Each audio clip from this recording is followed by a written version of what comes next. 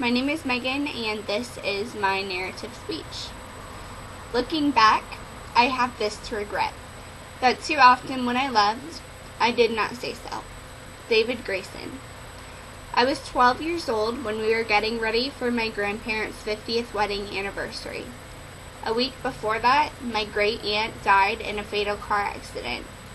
My grandma had one regret. Right before my aunt died, they were on a phone call. They were fighting.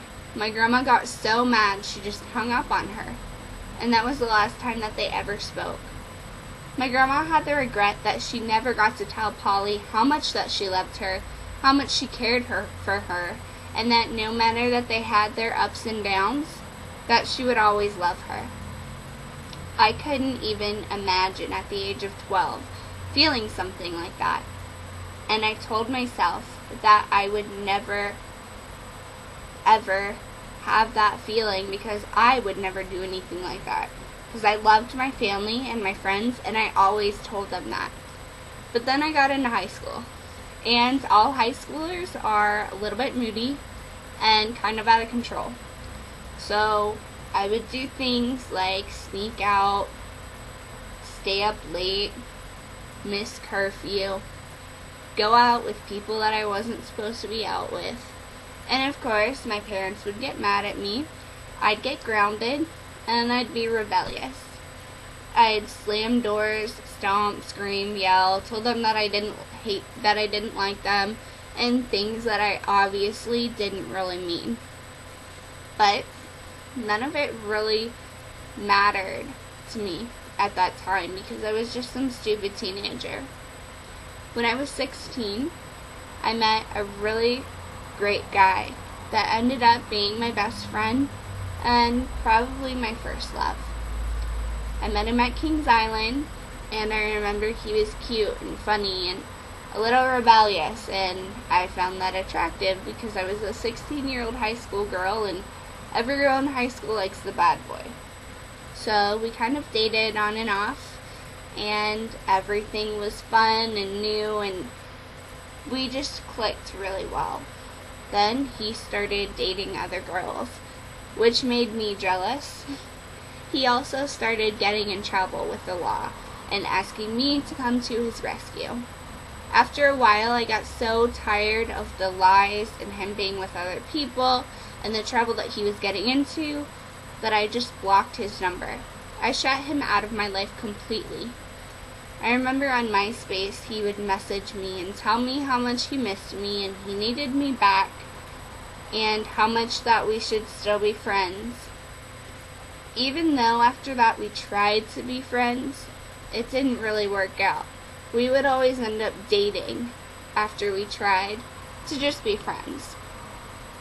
And I was kind of envious of Will because he had everything going for him. He could walk into a room and just light it up.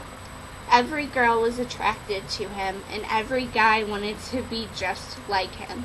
He had so many friends and was so funny, and I couldn't understand how it was possible for someone to be that compassionate and that caring. But I also saw a different side of him, a sad side and a dark side, and I would comfort him and he would confide in me, which made me feel really good because I was helping him. After a couple months, we got into another fight because he had gone to jail and bailed on me, and I thought that he was just missing our football game to miss our football game. But like I said, he ended up being in jail and wanted me to come bail him out. At 16 years old, I didn't have the money nor the authority to bail him out of jail. That really made me mad. So I blocked his number again, and I cut him out of my life. What I didn't know was that Will was spiraling downward, and no one ever saw it coming.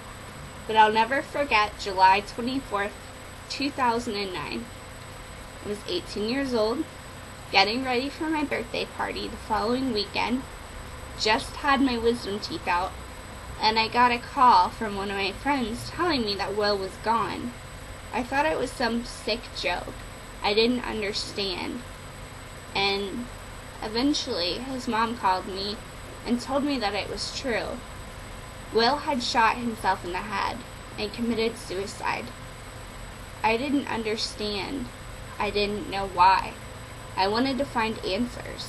There was no note, nothing left behind at all. So, I started digging around on Facebook and MySpace, and I saw things about me.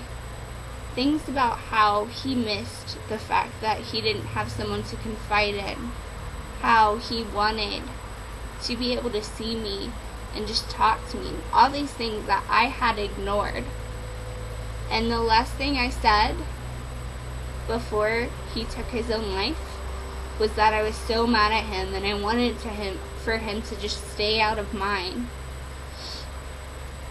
I soon then realized what my grandma was talking about when she said that she had that awful feeling of regret. In the pit of my stomach, I could feel it. I almost wanted to be sick. I couldn't figure out what to do. I felt like it was my fault. Like I could have done something if I was just there for him. Maybe things would have turned out differently. This story is important to me because I learned a tough lesson that no matter what type of situation I'm in with someone that I care about, or how frustrated or upset they make me, I always have to tell them that I love them, no matter what. At the end of the day, love is all that matters. It's important for a person to know that you care about them. Even if you're in a fight, tell them that you love them, cool down, walk away, and you can talk about it later. But at least they know.